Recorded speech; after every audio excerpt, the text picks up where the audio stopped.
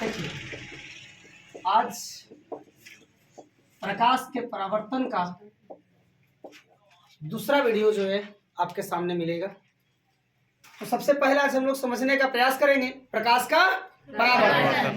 प्रकाश का परावर्तन तो बोलता है यहाँ पर क्या कि प्रकाश जो है किसी समांगी माध्यम से चलता है, माध्यम कोई भी हो, ठीक है, किसी समांगी माध्यम से चलता है और चलने के बाद किसी अन्य सतह से टकराता है और टकराने के बाद वह पहले ही माध्यम में वापस लौट जाता है और लौटने वाले ही प्रकाश की किरण को हम लोग बोलते हैं क्या?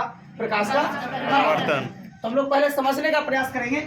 प्रकाश यहाँ पे अगर मान लिया जाए कि प्रकाश स्रोत है, प्रकाश स्रोत यहाँ पे है और ये चलता है, चलने के बाद ये किसी भी माध्यम से चलता है और किसी अन्य सतह से टकराता है और टकराने के बाद ये पहले ही माध्यम में वापस लौट जाता है। यानी यहाँ पे हम कह सकते हैं कि माध्यम दो है, एक पहला माध्यम ऊपर है और दूसरा माध्यम नीचे है, दूसरा माध्यम नीचे है, ठीक है। तो प्रकाश स्रोत यहाँ से नहीं, प्रकाश निकलता है, निकलने के बाद किसी स्रोत से चलता है और किसी अन्य सतह से टकराता है, किसी अन्य सतह से यानी कि प्रकाश इस पार से इस पार नहीं हो रहा है ना, और ये अपने ही माध्यम में वापस लौट जाता है और लौटने वाले ही प्रकाश की किरण को प्रकाश का हम लोग क्या बोलते हैं? परावर्तन। क्लियर है यहाँ तक?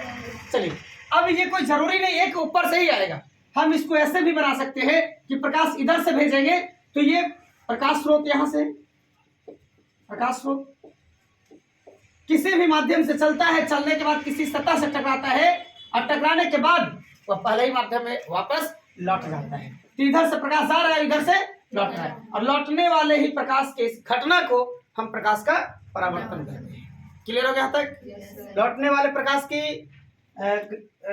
किरण को क्या बोलते हैं? प्रकाश का परावर्तन बोलते हैं। क्लियर है यहाँ तक ना? अब देखिए, इसमें अब समझना होगा कि प्रकाश के परावर्तन के नियम कितने होते हैं। क्लियर है? प्रकाश के परावर्तन के नियम कितने होते हैं? तो प्रकाश के परावर्तन के मुख्यतः दो नियम होते हैं। क्लियर है? एकदम आसान से शब्दों में हम लोग को याद करना होगा। यहां से जो प्रकाश आ रहा है और किसी सतह से टकरा रहा है, तो जो आ रहा है उसे हम लोग क्या बोलेंगे? आपतित किरण बोलेंगे। क्लियर है? जो प्रकाश यहां से आ रहा है इसको हम लोग क्या बोलते हैं? आपतित किरण बोलते हैं। समझ में आ रहा है? तो आप बताएंगे कि इसके लिए आपतित किरण कौन सा होगा? तो ये प्रकाश यहां से यहां तक ऐसे आ रही है ना, तो इसी को हम लोग क्या बोलते हैं? आपतित किरण। समझ में आ गया? और फिर उसके बाद किसी सतह से टकराता है, तो जिस सतह से टकराता है या जिस बिंदु पर जो टकराता है, इसी बिंदु का नाम होता है आपतन बिंदु। क्या नाम होता है इसका? आपतन बिंदु। क्लियर है ना? और सतह से टकराने के बाद वह अपने ही माध्यम में वापस लौट जाता है। देखिए, चला जा रहा है ना, और लौटने वाले ही प्रकाश के किरण को परावर्तित किरण कहते हैं। परावर्तित किरण। समझ में आ गया यहाँ तक? परावर्तित किरण बोलते हैं। तो यहाँ अगर आपसे अगर परिभाषा पूछता है कि आपतित किरण क्या है, तो क्या बताएंगे आप लोग? कि किसी प्रकाश स्रोत यानी कि प्रकाश जो है किसी माध्यम से चलता है और चलने के बाद किसी सतह से टकराता है, तो टकराने वाले है ना, जो सबसे पहले जो आ रहा है ना, प्रकाश की जो किरण आ रहा है इसी को हम लोग क्या बोलेंगे? आपतित किरण, है ना।